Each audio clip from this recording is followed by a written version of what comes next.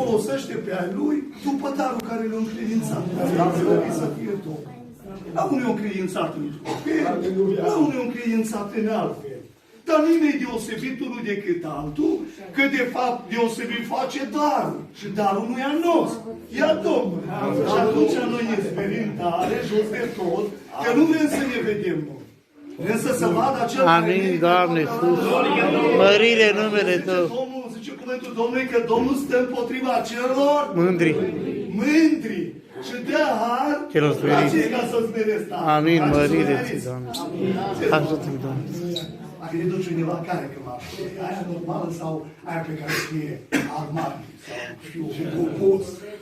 Bă, într-o zi urcam în mașină, acolo mașina de servici, și când m-am urcat în mașină, am văzut o geacă acolo. Și m-am uitat la geacă, zic, ce e geaca asta, nu e geaca mea, cineva a uzat în mașină. Bă, și când m-am uitat atent acolo, am văzut că, de fapt, era ca lui patron. Umbla eu, eu am vrut să zic ceva treabă, nu. Ca patron pot să umbli, că toate să lui. Și umbla așa, uita geacă acolo. Mă, că mă uitam în pula aia, că citia acolo. G.O. Boss. Iar, mă, fii atent. La asta, da, mă. Niciodată n-am fost cu firmele, fraților. Dar mă pune în uimire. Mă pune în uimire că într-o zi mă uitai și la blugii mei care umplam cu ei, dar nu le dădeam nicio importanță. Și mă uitai, nu ce scrie pe eticheta. Mă, te Hugo Boss, mă. Fii atent, mă, că și-ai americanul patronul. Am zis de la secănalul, care e diferența? Nu? Mări să fie Domnul. Și ce face diferența? Diferența este cel care e acolo sus în cer în slavă. Restul, totul se duce și trece. Că scrie nu știu ce a scrie pe ca fi pantofi, nu știu cât de ascuțit și luați cu nu știu câte de sute de euro. Zero. Zero valorează. Și ce valorează? Valorăm noi înaintea lui Dumnezeu, cei care ne deschide minima și ne pune la dispoziția. Dă-i putere, Doamne. Și zic, Dumnezeu să vă binecuvânteze. Și pe dumneavoastră, dar și pe mine. Amin. Dă-i putere, Doamne. Doamne, cercetează adunarea de la Blaj. Te rugăm, Doamne. Îmi place aici la voi. Pe lângă alte lucruri care poate îmi plac, un lucru îmi place tare, că e plin la adunare. Aleluia. Bă, ne spuneam la frați pe drum, acum am venit aici cu copiii care dorm, nici de cântare și povesteam cu Elisei și cu copiii acolo, cu băiatul meu care e dincolo cu armonica, Elisei cu saxofon. Măi, zic să vezi ce mi s-a întâmplat, mi-o dat eram tânăr. Și cu fratele meu am cântat la acordeon, ne dădea silința să învățăm, să fim buni la acordeon. Și într-o seară ajungem la o seară prelungită în județul Timiș. De când am fost în meu plăcut să umblu și am zis, bă, așa pregătește Dumnezeu pe a lui, că de când unii spini le place dă misiunea, la ce nu le place misiunea. Așa îi pregătește. Mă, și David, cred că dă cu praștea pe la eu, tot tras el, mă, o tot întins de aia și o zis, bă, mere bine, mere fain. Dă-i putere, Doamne. David prin minte că într-o zi trage cu praștea exact la 6 cot și o palmă. Aia, nu s-o gândit, David. Așa îi pregătește Domnul. Dă-i putere, Doamne. Din tinerețe mi-a plăcut misiunea, a fost în sute de adunări. Am umblat într-o parte și în alta. Dar acolo ceva m-a pus pe gânduri. Am ajuns în adunarea aia plină, dar nu așa, nu ca aici. Bă, fraților, tot ce se putea ocupa în adunare era ocupat. Tot era ocupat. Culoarul era plin.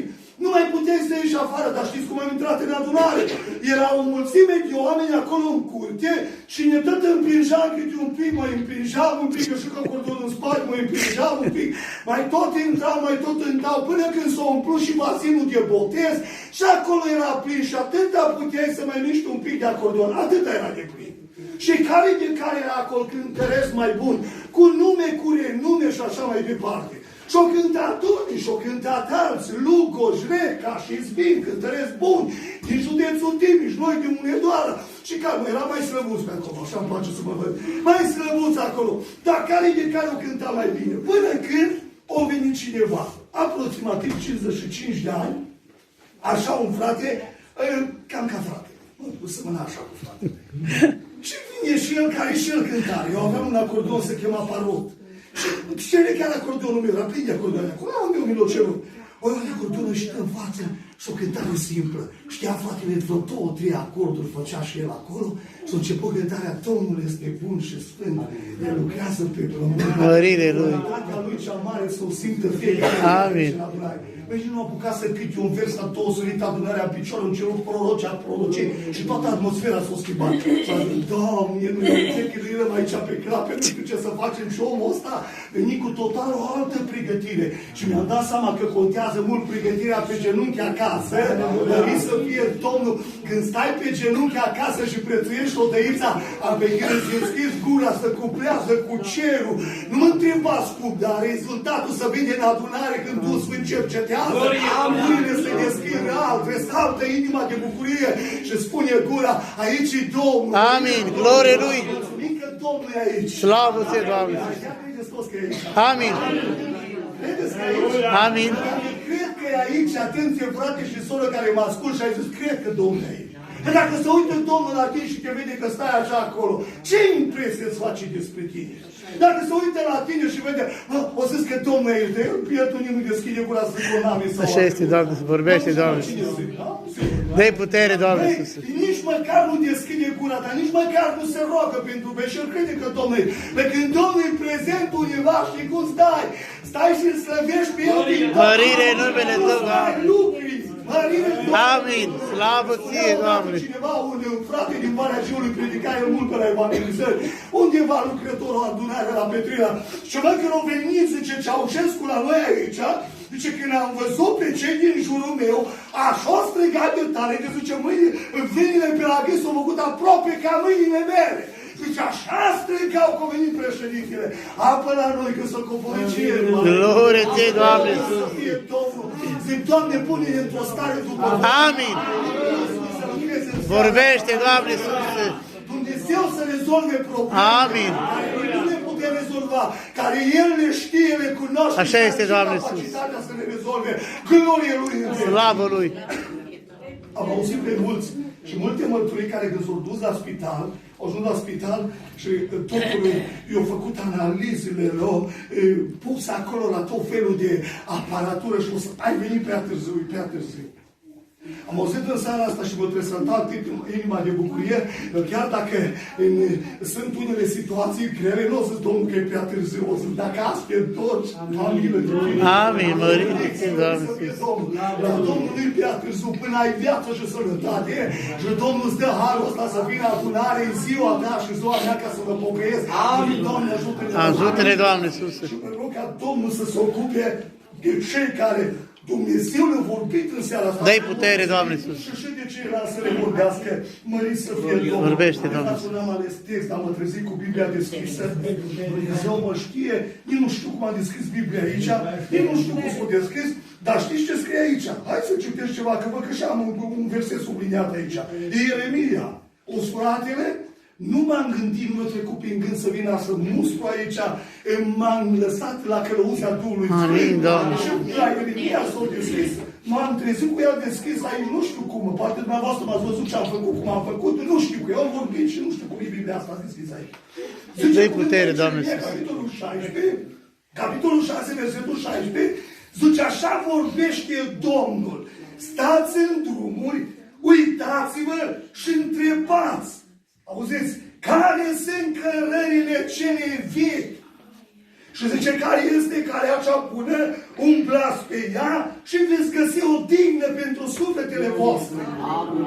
Amin. Stați în drumuri și întrebați. Doamne, ce să întrebăm? Nu cumva să mai deschizi vă o cale nouă. Pe la ora actuală, oamenii sunt tentați după căile astea noi care s-au deschis.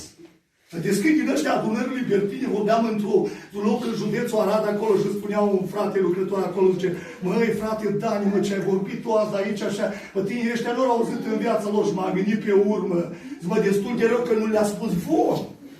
Că tineretul e tentat să se ducă unde vede că e mai liber. Dă-i putere, Doamne, să unde e vorbești. libertatea mai mare, sare în sus, Domnul e aici. Bă, chiar Domnul e acolo? Chiar Domnul e acolo? Zice că stați în drumul și întrebați care scărările alea vechi. Nu chestia noi. Păi cui mai trebuie lucruri vechi? Cine pentru lucruri vechi? Surorile la care vă trebuie mobile din aia veche în bucătărie.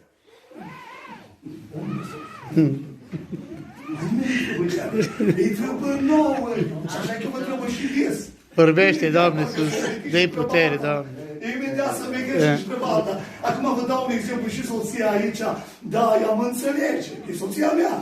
Mi-amintesc, când m-am căsătorit, am zis, băi, m-am uitat la mobila din bucătărie, eu m-am dus gineri acolo, m-am uitat și am zis, băi, mobila asta parcă nu ar trebui un pic schimbată și asta. Și tata fiind întâmplat, m-am dus și la tata și eram cum mere treaba de acolo, că mi-a ajutat să... Deci că nu-mi plăcea tâmplăria. Și m-am apucat și mi-a făcut o mobilă, dar frumoasă, lemn de brad, lemn masiv. Pus acolo pe perete cu păr jos, cu corpuri pe perete, fixată frumos, balamale în pune, nicio problemă n-am avut cu ea. Cât am ținut-o în casă, o funcționa, un pic s-au mai strâmbat ușile, că erau mari așa, dar mergea, totul era perfect, nicio problemă n-am avut. Nu i-au căzut încheietorne, nu s-au rupt balamale, tot a fost bun. Și când am făcut-o și m-am uitat la ea, veneau la noi oaspeții, cei apropiați, familiei, intrau, uai, ce mobilă! Și acum soția, pe cine credeți că arăta? M-a arătat pe mine. Ce dar eu făcut-o, uai, dar te pricep, da, foarte frumoasă. Și am zis, Doamne, îți mulțumesc că am făcut mobilă în toată viața mea în casă la bucătărie. Mie nu mai trebuie mobilă. Dar asta ține toată viața. Vedeți că așa a fost. Până când într-o zi ajung acasă, parcă văd de grec de la servici veneam, m-am pus acolo, care soția începe în felul următor, zice, Dani, și m-am gândit. Dă-i putere, Doamne Iisus. Nu știu ce de gândit. M-am uitat la mobilul asta. Doar nu vrei să schimbăm ușa. Păi zice, mă, dar numai noi